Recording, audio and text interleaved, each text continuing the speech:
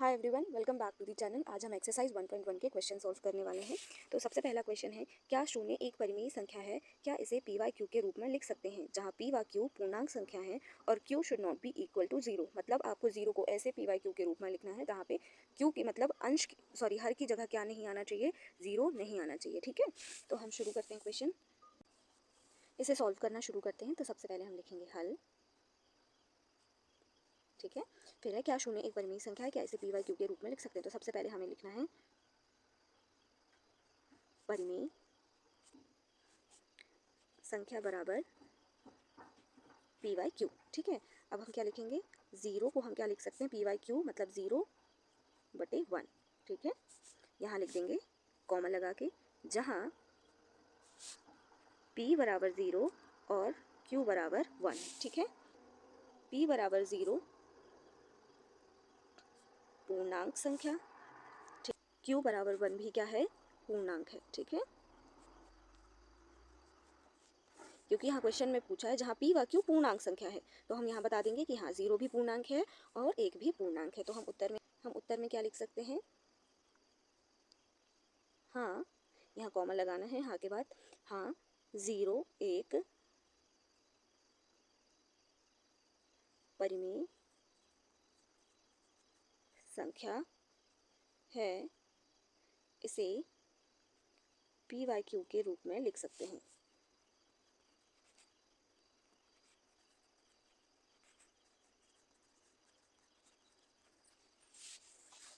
Next question, question number 2, 3 और 4 के बीच में 6 परिमेय संख्या ज्ञात कीजिए। तो हमने जब एग्जाम्पल सॉल्व किया था उसमें भी देखा था, जब हमें जितनी भी परिमेय संख्या ज्ञात करनी है उसमें हम +1 कर देते हैं तो हमें उतनी परिमेय संख्या ज्ञात हो जाती है। ठीक है, तो यहाँ पर भी हम सेम मेथड करने वाले हैं। हल क्या लिखेंगे, 6 परिमेय संख्याएं ज्ञात करने हेतु 6 परिमेय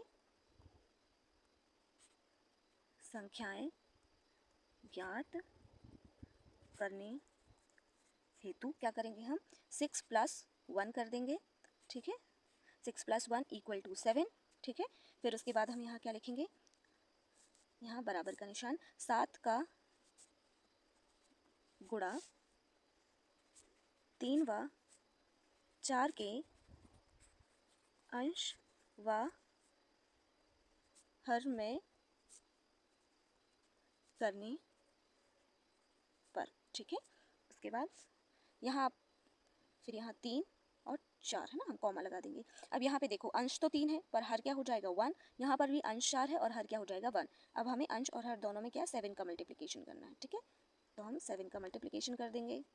उसके बाद आंसर, उसके बाद क्या आ जाएगा, 7 3 = 21 अपॉन 7, उसके बाद कॉमा 7 का जो टेबल है वो 4 टाइम पढ़ेंगे तो क्या आ जाएगा, 7 चौके 28 बटे 7 एकम 7। ठीक है, फिर उसके बाद अब हमें क्या करना है, 21 लगा के तब तक कंटिन्यूसली नंबर्स लिखने हैं जब तक कि 28 ना आ जाए। ठीक है, जैसे 21/7 हमारी जो परिमेय संख्या होंगी वो यहाँ से हो जाएंगी, 22/7, 23/7,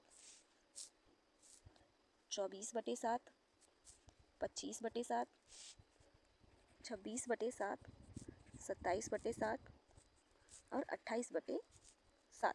ठीक है, तो हमारी परिमेय संख्या क्या हो गई ये। अब हम सिंपल उत्तर में लिख सकते हैं। ठीक है, उत्तर क्या होगा, हो गया हमारा। और मैंने पहले भी बताया आपको आंसर को क्या करना है, बॉक्स में बंद करके लिखना है। ठीक है, तो हमारा आंसर क्या आ जाएगा, 22/7, 23/7, 24/7, 25/7, 26/7, 27/7। ये क्या हो गया, हमारा आंसर हो गया। ठीक है, उसके बाद है नेक्स्ट क्वेश्चन, 3/5 व 4/5 के बीच में हमें क्या करना है, 5 परिमेय संख्याएं ज्ञात करनी है। ठीक है, सेम मेथड करेंगे हम। सबसे पहले हम लिखेंगे हल। ठीक है, और यहाँ क्या लिखेंगे, 5 परिमेय संख्या, तो सेम चीज लिखेंगे, 5 परिमेय संख्याएं ज्ञात करने हेतु क्या करेंगे, 5 + 1 = 6। फिर उसके बाद यहाँ क्या लिखेंगे, 6 का गुणा 3/5 व 4/5 में करने पर हमें अंश और हर दोनों पता है यहाँ पे, तो हमें यहाँ पे हर एक चीज़ का अंश और हर लिखने की ज़रूरत नहीं है, ठीक है। वहाँ पे होल नंबर था इसलिए हम अंश और हर लिख रहे थे। 6 का गुणा 3/5 बार 4/5 में करने पर उसके बाद हम बराबर का निशान लगाएंगे। हमें हर एक लाइन के बाद बराबर का निशान लगाना है, जिससे क्वेश्चन जो है वो सिस्टमेटिक दिखता है, ठीक है। अब हम गुणा कर देंगे 3/5 इंटू 6, यहाँ कॉमा लगाएंगे। 4/5 में भी हम 6 का मल्टीप्लिकेशन करेंगे, ठीक है। उसके बाद यहाँ पे है 6 इंटू 3 क्या हो जाएगा 18, और यहाँ पे दोनों का हर जो है वो तो एक समान होने वाला है। 6 5 30, 6 5 30, तो 18/30 कॉमा 24/30, ठीक है। यहाँ पर भी बराबर का निशान। अब जैसे हमने पहले क्वेश्चन में किया था, हम कंटिन्यूअस लिख रहे थे क्योंकि जो होल नंबर थे वो आसपास के थे, जैसे कि 3 और 4 एकदम कॉन्टिन्यूअस फॉर्म में थे। यहाँ पे 18 और 20 बहुत दूर दूर है, ठीक है। हमें कितनी परिमेय संख्या ज्ञात करनी है, 5, तो हम लिखते हैं, ठीक है। 18/30 जब तक 24 ना आ जाए, ठीक है। 18/30, 19/30, 20/30, ठीक है। 21/30, 22/30, 23/30, उसके बाद है 24/30। तो देखो यहाँ पे आप जब काउंट करोगे तो 5 ही परिमेय संख्याएं हैं, ठीक है। फिर आप उत्तर में लिख सकते हैं सेम चीज उत्तर, ठीक है। बॉक्स बना के यहाँ पे परिमेय संख्याएं बराबर 19/20, सॉरी 30, 20/30, 21/30, 22/30, 23/30, ये आप इनको सिस्टमैटिक लिखेंगे, ठीक है। ये आपका आंसर हो गया। अब नेक्स्ट क्वेश्चन है, नीचे दिए गए कथन सत्य है या असत्य, कारण के साथ अपने उत्तर दीजिए, ठीक है। आपको पहला स्टेटमेंट क्या है, प्रत्येक प्राकृत संख्या एक पूर्ण संख्या होती है, तो हम लिखेंगे हल हमें ज्ञात है। इस टाइप का क्वेश्चन हमने एग्जाम्पल में भी किया था, ठीक है। हमें ज्ञात है हमें प्राकृत संख्या और पूर्ण संख्या दोनों के बारे में पता होनी चाहिए, तभी तो हम कंपैरिजन करेंगे, ठीक है। हमें ज्ञात है, क्या लिखेंगे हम, प्राकृत संख्या क्या होती है, प्राकृत संख्या जो 1 से शुरू होती है, ठीक है। 1 2 3 4 5 से इन्फिनिटी तक, ठीक है। Infinity positive number. उसके बाद हमें पता है पूर्ण संख्याएं। पूर्ण संख्याएं कहाँ से शुरू होती हैं, 0 से शुरू होती हैं, राइट। 0 1 2 3 4 और ये भी इन्फिनिटी तक। अब बताना है स्टेटमेंट क्या कह रहा है, प्रत्येक प्राकृत संख्या, तो हाँ बिल्कुल, प्रत्येक प्राकृत संख्या क्या होती है, पूर्ण संख्या होती है। तो इसका उत्तर क्या हो जाएगा, उत्तर हम किसका लिख रहे हैं, ए का, ठीक है। क्या लिख रहे हैं, हाँ प्रत्येक प्राकृत संख्या पूर्ण संख्या होती है, ठीक है। उसके बाद हम क्वेश्चन बी सॉल्व करेंगे, तो यहाँ पर भी हम क्या लिखेंगे, हल हमें ज्ञात है, ठीक है। क्या ज्ञात है, सबसे पहले हम स्टेटमेंट बी पढ़ लेते हैं। प्रत्येक पूर्णांक एक पूर्ण संख्या होती है। अब हमें पूर्णांक के बारे में पता होनी चाहिए और पूर्ण संख्या के बारे में, तो हम क्या लिखेंगे, हाँ हमें क्या ज्ञात है, पूर्णांक क्या होते हैं,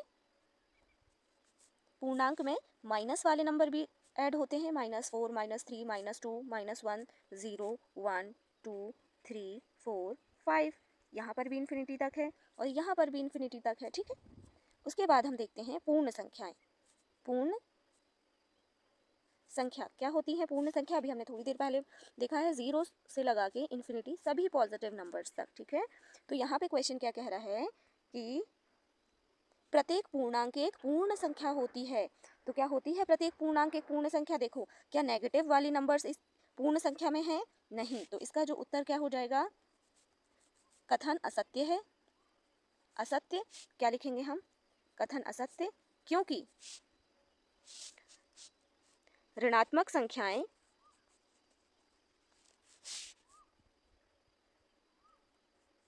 ऋणात्मक सिर्फ संख्याएं नहीं लिख सकते हम, ऋणात्मक पूर्णांक संख्याएं, ठीक है। ऋणात्मक पूर्णांक संख्याएं पूर्ण संख्या नहीं होती, ठीक है। 0 और पॉजिटिव तो होती है पूर्ण संख्याएं, बट जो ऋणात्मक पूर्णांक होता है वो पूर्ण संख्या नहीं होता, ठीक है। उसके बाद सी स्टेटमेंट है, प्रत्येक परिमेय संख्या एक पूर्ण संख्या होती है, ठीक है। फिर इसको भी हम सॉल्व करते हैं, सी हल लिखेंगे। उसके बाद हम सेम चीज लिखेंगे, हमें ज्ञात है ये क्वेश्चन स्टार्ट करने का एक तरीका होता है, ठीक है। आप इस तरीके से क्वेश्चन स्टार्ट करते हैं तो थोड़ा सिस्टमैटिक लगता है। हमें ज्ञात है, क्या ज्ञात है, परिमेय संख्या बराबर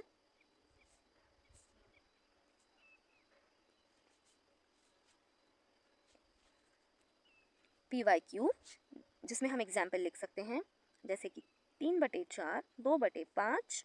इस तरीके से आप कुछ भी एग्जाम्पल अपने मन से लिख सकते हैं, ज़रूरी नहीं मैंने जो एग्जाम्पल लिया आप भी वही लें, ठीक है।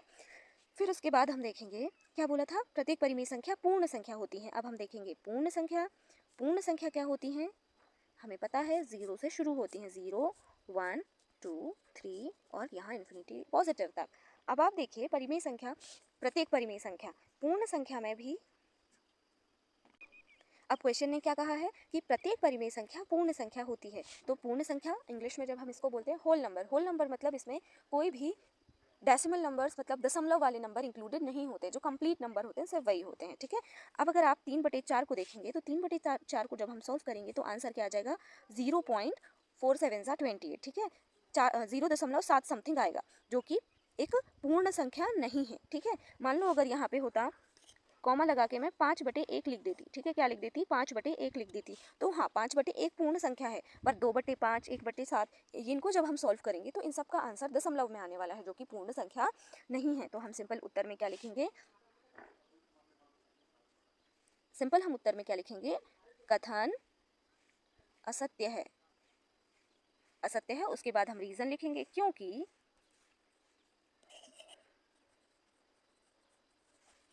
प्रत्येक परिमेय संख्या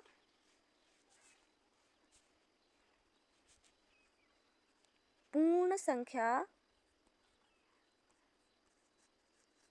नहीं होती।